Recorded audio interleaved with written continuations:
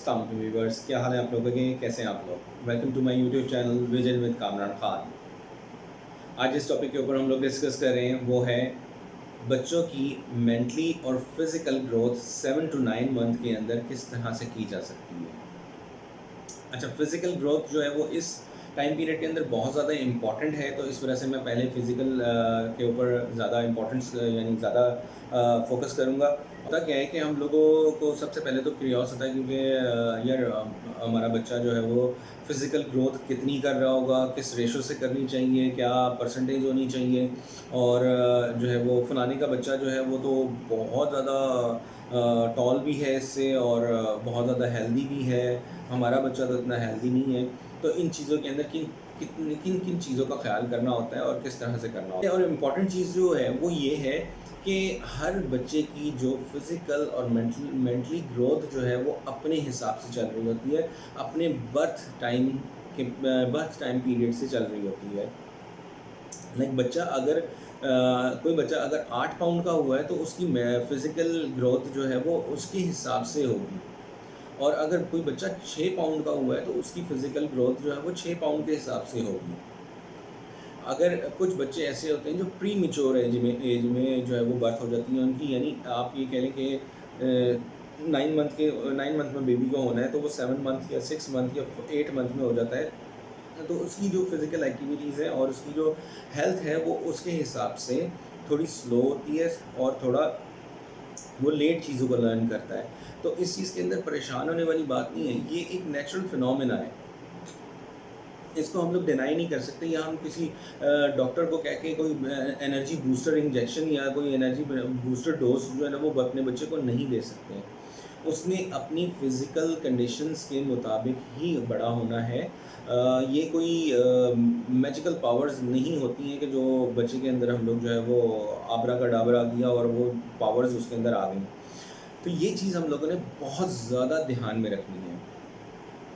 और उसके बाद सबसे जो इम्पोर्टेंट चीज़ है, बच्चे की जो ग्रोथ है वो अपने सबसे पहले जो हमारे माइंड में आएगी चीज़, बच्चे की जो वेट है वो किस किस तरह से गेन होता है।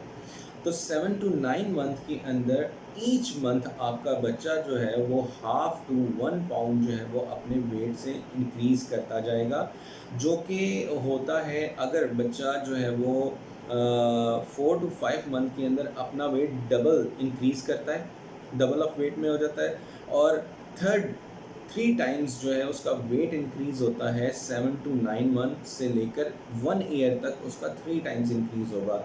यानी अगर बच्चा 8 पाउंड का है तो 8 पाउंड का बच्चा जो है वो 4 टू 5 मंथ में 16 पाउंड का होना चाहिए, और 16 पाउंड से 24 पाउंड के अंदर 1 ईयर तक वो 24 पाउंड का होना चाहिए।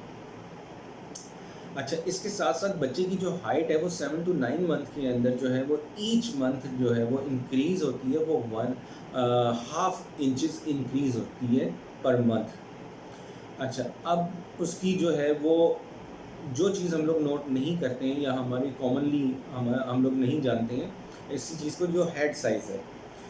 हेड साइज़ जो है वो बच्चे का जो है ईच मंथ 7 टू 9 मंथ के अंदर ईच मंथ जो है वो उसका इंक्रीज़ होना चाहिए, 1/4 इंचेस इंक्रीज़ होना चाहिए। अब बच्चे की जो ये सारी ग्रोथ का एक जैसे कि नहीं, ग्रोथ चार्ट होता है हर बच्चे की अपनी, उसकी जो है वो प्रेजेंट्स के हिसाब से, या अपने वेट के हिसाब से, या अपनी डिलीवरी टाइम के हिसाब से, या अपनी बर्थ के हिसाब से। तो इसके बाद अब जो नेक्स्ट टाइम पीरियड चलता है बच्चे का जो है वो ये चलता है कि इस उम्र में बच्चे की जो अपने माँ बाप के साथ जो है वो बॉन्डिंग बहुत ज़्यादा स्ट्रॉन्ग हो चुकी होती है।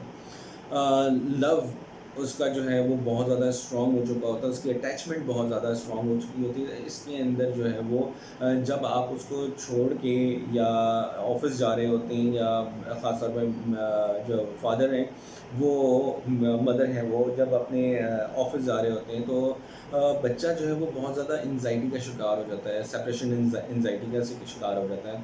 वो रोता है, चीखता है, चिल्लाता है कि मुझे छोड़ के मत जाओ। इंटरनली उसकी जो डिज़ायर होती है वो ये होती है।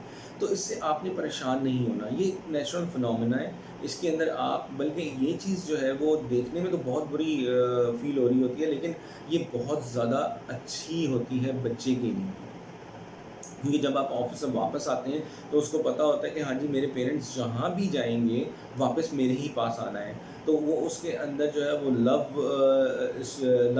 जो सेंस है उसको स्ट्रॉन्ग कर देता है, और बॉन्डिंग स्ट्रॉन्ग होती है, लव बॉन्डिंग आपकी स्ट्रॉन्ग हो रही होती है, उसकी अटैचमेंट स्ट्रॉन्ग हो रही होती है, सबसे ज़्यादा उसका कॉन्फिडेंस इंक्रीज़ हो रहा होता है, और उससे भी ज़्यादा उसको सेव एंड सिक्योरिटी जो उसकी जो आपके साथ डेवलप हो रही होती है कि मैं अगर अपने पेरेंट्स के साथ हूँ तो मैं बहुत ज़्यादा सेव एंड सिक्योर हूँ, क्योंकि मेरे मेरे टेक केयर्स हैं, वो उसके माइंड में डेवलप हो चुका होता है कि ये मेरे टेक केयर्स हैं और ये ही मेरे जो है मुझे सेव रखेंगे।